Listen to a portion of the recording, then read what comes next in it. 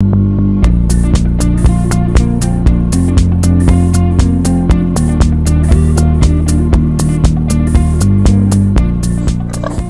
hear you.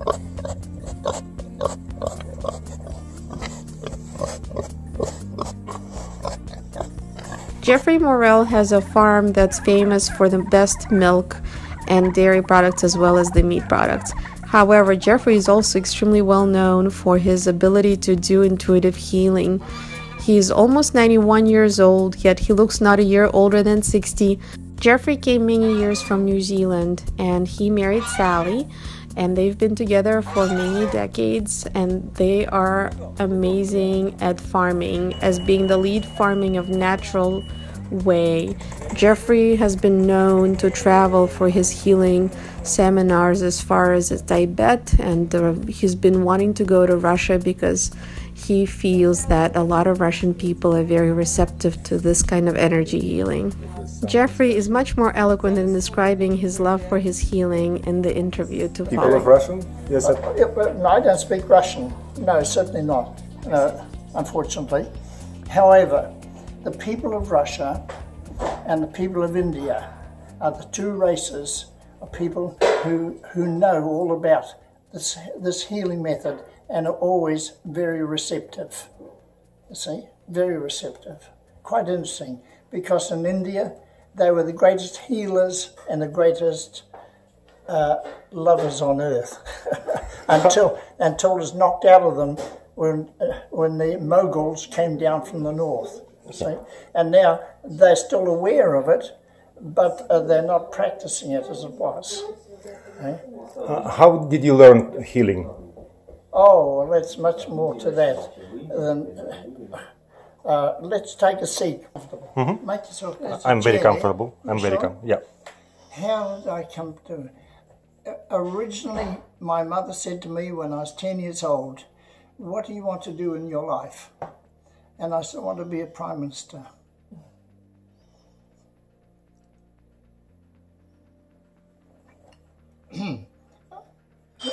That being the case, she said, then you've either got to have a farm or you've got to have a big business, so you can leave and go door knocking to meet the people. See? However, as time went on, I had a farm, but I was also introduced to a healer. He was doing a demonstration. His name was Colin Lambert. All right. And as he was presenting this demonstration, my hands felt they were cut off and they were up on the table with him. And most unusual situation. About 3 days later, I was out door knocking in my political life, you see, I was standing for Parliament. And I was asked if I would attend to a lady who just had chemotherapy and was thoroughly nauseated, very nauseated. So she said, have a go, all right? So I tried to imitate what I'd seen being done about 3 nights before. It took away her nausea. I got into a big sweat, see? And then I decided, I've got to do this. So I went to see the man, Colin Lambert, down in a town called Waihi in New Zealand.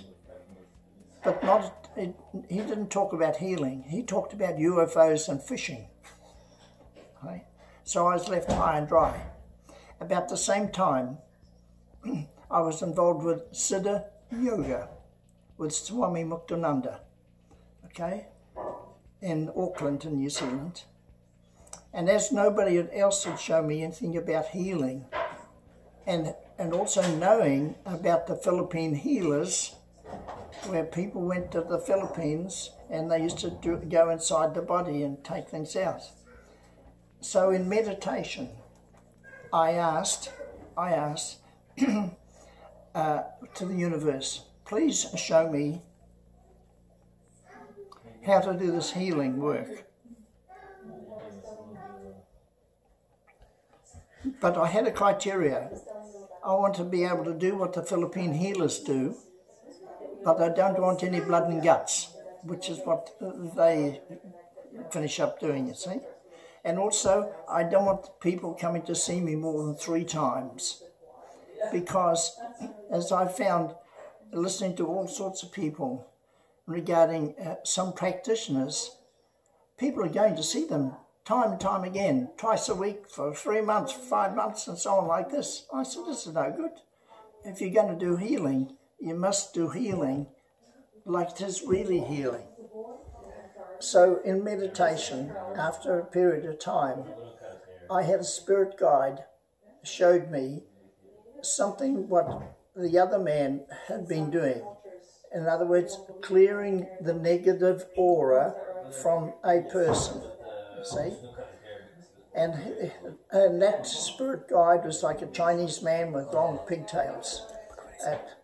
And as I listened and in meditation and tried to imitate all of this, and about nearly 2 years later, I had 3 people came into my vision in the spirit world.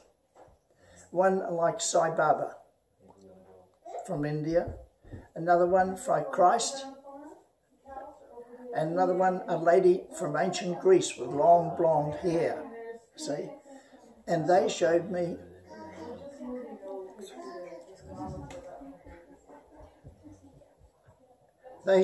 how to concentrate and use the mind, and showed me that this is a scalpel which goes inside. Showed me how to make 2 incisions there and part it all, and then go inside the body and attend to that particular organ which needed some adjustment or something. And so it was, those 3 would be around me after the other one had disappeared, like the Chinese man. And then finally, when I was visiting Oklahoma area, in Missouri area, that's right, I'd been asked to come to see a lady who was going to have a heart-lung transplant. So I put her on the couch, like this, and I started looking at her chest, etc. And then the one that I knew as Christ said to me, you must roll her over and you must open up the whole of the back.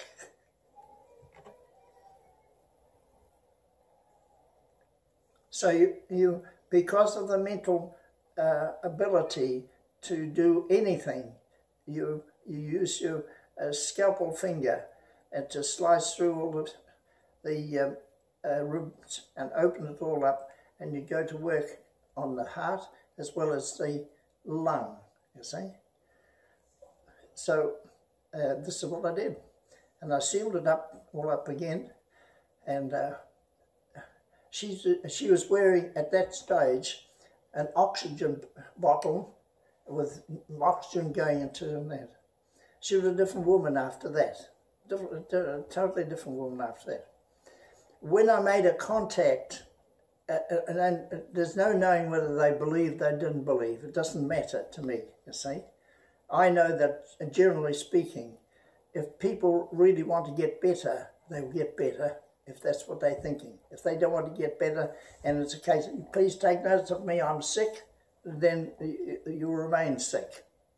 Well, 12 months later, when I made a contact, she had not had her heart-lung transplant. She's only about 34, they had 2 children, but they couldn't figure out why she was still alive.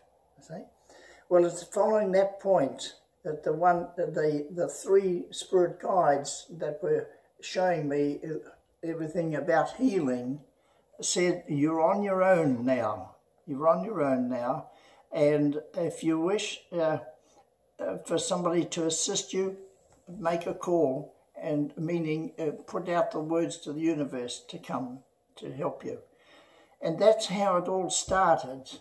I'm being elongated in the number of words I'm using, but that's really how it all started. And one of the things I decided, because I had a health clinic in Australia, And there were all sorts of charges that we had for the health clinic, whether it be massage or colonics, hydrotherapy and so on like this. But when it came to this work, I've never made a charge, never made a charge. I get people to sit there and when I'm finished and ask their body what should they do as an exchange of energy, see? If the body tells you to leave a couple of apples, well, I have to accept it, you see. If they left $10 million, well, I know how I'd use it. See, it's not for me personally. Anyway, so that's the background to it all, see. And I can just, I'll just get a couple of brochures of mine, I'll show you what's what. Excuse me.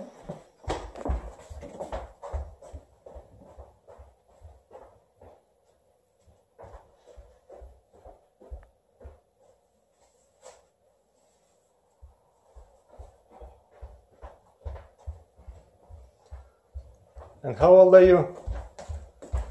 Myself, I'll be 91 next birthday. You're running like a baby around. Oh, well, you were waiting for me. I was born on the 1st of April. Oh my. So I'm an Aries. Yeah. See? Yeah. And actually a day of the Fools, International Day of the Fools. Oh, yes, that's a lovely day. Yes, I love Fools. I love up Fools. Till 12 o'clock you can do just that. Yes. See? Now, when I was asked to give some talks to the Academy of Natural Therapies in Australia, that's where they're teaching people to be naturopaths and so on. After I'd given a few lectures, the students then said, now come on, Jeff, you've got to write it all down and you must give it a name, see? But in my political life, I never called anything after me.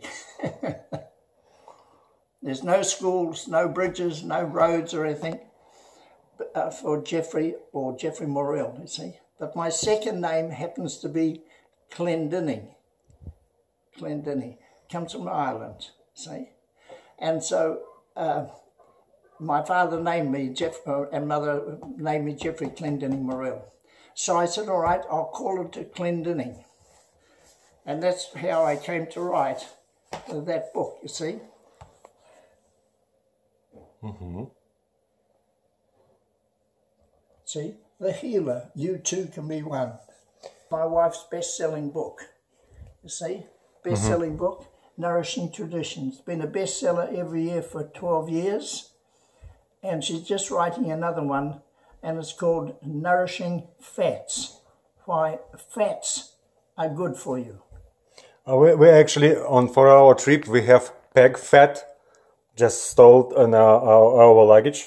Yes. Because we believe that it's like really good for body. Wonderful.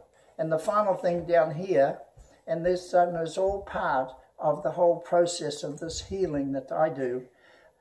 Louise Hay, that book there, that's a new edition. Same book, but a new edition. Heal your body. In other words, no matter what it is that is wrong with the body, when you open it here, and you can see that there's the reason for... Absolutely. Anger will go and... is the mental capacity. You've got to change your way of thinking. Anger and insult will ruin your liver and so on, so on, so on. So I use this as a Bible for healing. This. That's not considering that Christendom is bad or anything, or Buddhism is bad or anything. No. But it's the way of thinking should be that, hello, I'm a bit sick today. What am I going to do to help myself? What am I going to do to help myself? But the media, be it the newspaper or the radio or the television or what, go see your doctor, go see your doctor. See? And that's not the way to do it. No. You're not doing anything to help yourself. And really, in lots of ways, it's something to do with the golden rule, too, because the golden rule says, do unto others as you'd have them do unto you. See? So you help each other, etc., etc. So there you are. That's my brochure. And when people come to see me, then I fill in the details here of what they may need to take to improve their life afterwards, you see. And it's just a few little words of wisdom there.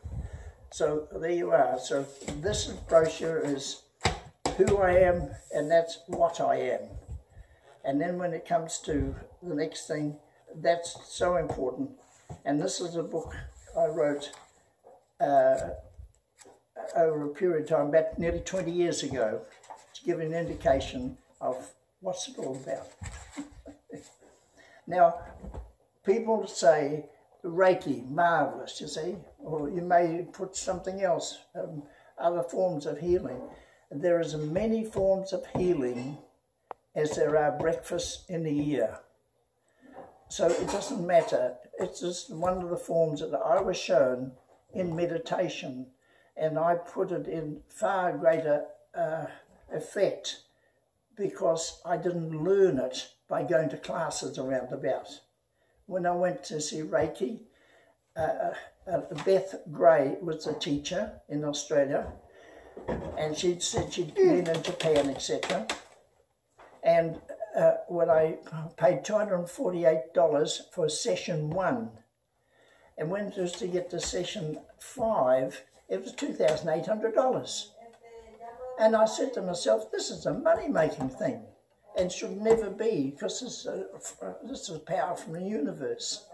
So that's why when I've been teaching this, I've never charged more than myself, personally, $65 for.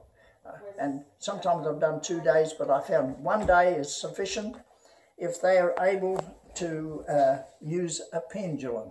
In other words, they are intuitive. They are intuitive, or a divining rod. So that gives you a background to all of that, all right? And my greatest love, truly, is getting people better. But they need to consider another thing, and that is what's being taught in here, you see? And then they must think to themselves, am I eating the right foods?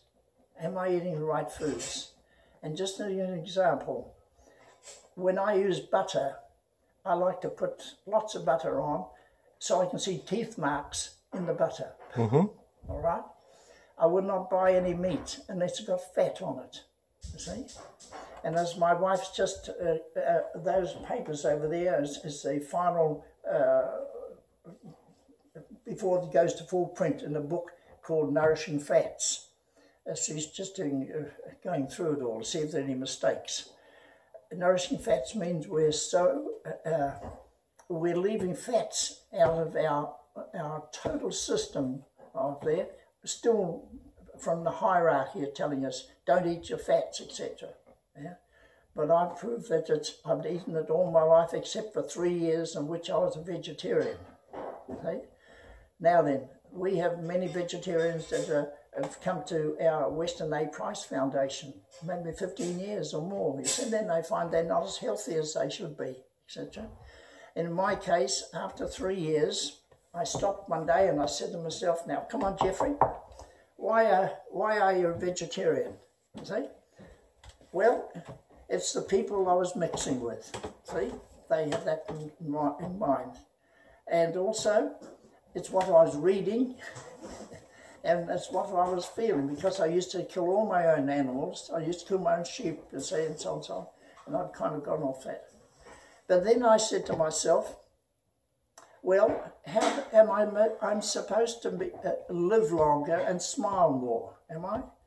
And then I said to myself, well, what did my forebears happen to them?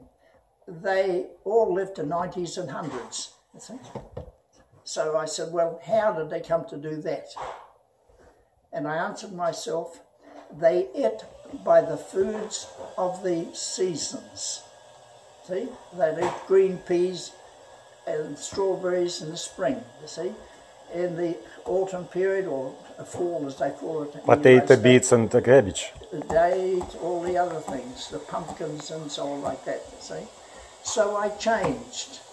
See, I changed, and so after that, that's why I will not buy any meat unless it's got fat on it. That gives you a general background. I love getting people better. I have a query sometimes about dousing, because in the Bible, in the book of Deuteronomy, I think it is, it talks there that you should not do anything, have anything to do with dousing. But really that's what I'm doing. And we're doused for years, thousands of years, really, looking for water in the ground, or looking for sacred places, or looking for energy spots. See, on this farm here, we have a sacred spot down over here, and we have an energy spot over here. And when you look at some of the places in Washington, D.C., where is an energy spot is up where the main cathedral is. But quite interesting, the sacred spot underneath the font. And many places where I've been in the world, that's where that sacred spot is. It's under the font of the church they've used. Now, in addition to all of this, I didn't bring it down with me, but people sometimes find that they're unable to get to see Geoffrey. So they send off a couple of pictures, a full front picture and a full reverse picture. And if you actually tune into them and use the pendulum to start off with, and I'm in tune with this person, then I'll proceed to do exactly the same as if they were there in person. Now it doesn't occur like that all the time, because that person who's looking to receive some healing, and healing is helping themselves too, is that they have a surrogate, maybe the mother, or maybe an auntie or somebody, or a son can act as a surrogate. And I put them on the table there, and I go across them, and I'm in tune with the person who is needing the healing. I'm not in tune with the person that's on the table. Do you understand? Mm-hmm. But the benefit of that is the surrogate person hears all the things I'm saying and all the things I'm looking for. So if I go through the body that's in here, you clear all the negative aura, and some people are so negative. They've absorbed negativity all the way through from the people they've come in contact with. In addition to that, I suggest people, when they waken in the morning, should be able to concentrate and put a white light around themselves, see, white light around themselves, as a force field to so withstand the absorption of other negativities, you see. But some people, they're negative from woe to go, beyond the end of the feet, beyond the end of the head. And in those cases, they're likely to have an extra entity with them, meaning they've got a spirit attachment. Right? So when I've cleared the aura, and I prefer mostly that they're face down, so they got on the table, you see. So I check in the small of the back. Has Jenny or Tom or somebody, has he got any extra entities there? And if I get a feel about that, then I say, it says 5, 4, 3, 2. And my hand will shake, because that's the same as a pendulum. And then I know they've got a couple of extra entities there. Now, I do not do anything about those unless the person is receptive. If the person is receptive, then I'll ask them to, for approval, to ask them to leave, you see. And so I start again as I'm clearing the auras, but this time I'm asking the universe, the Supreme Being, to give me assistance here, because this is these entities need to move into the light and never return, which they don't. I've yet to have a case. Oh, sorry, there's always an exception to the rule. The exception to the rule in this instance was a lady where I cleared an entity from her. Then she got involved in an occult, and finally she came to see me because the occult leader had threatened to do something, and so on. So that's an exception, you see. But sometimes I like them to go into the light and never return. But when I'm in like a dungeon situation in a big conference, I had an instance in Canada about 3 years ago where the entity went to a monk that was sitting in the front row. True. And then I got an urgent appeal the next day about this monk, you see, which was a woman monk, by the way.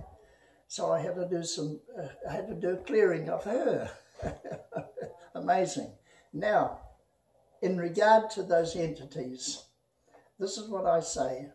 Many times, entities are related to somebody whom they dearly loved, that person dearly loved, like a husband, a son or mother or something other like this.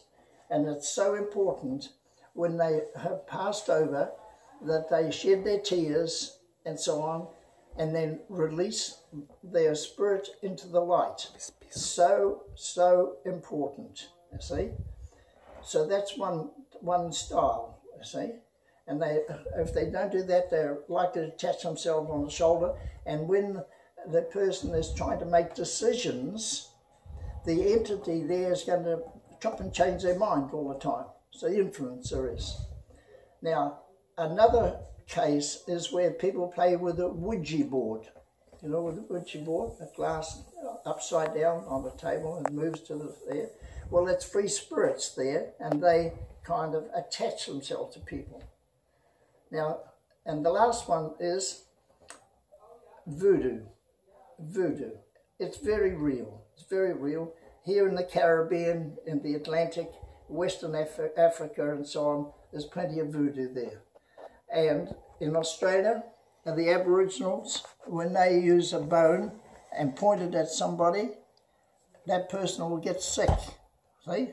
The doctors have no idea of what it is, but they'll get sick, all right, and sometimes they might even die, you see. So there's the power of the mind to do all this, you see. So this is why I tell people how important it is. Put the circle of light around like an aura, like Buck Rogers' old spacecraft.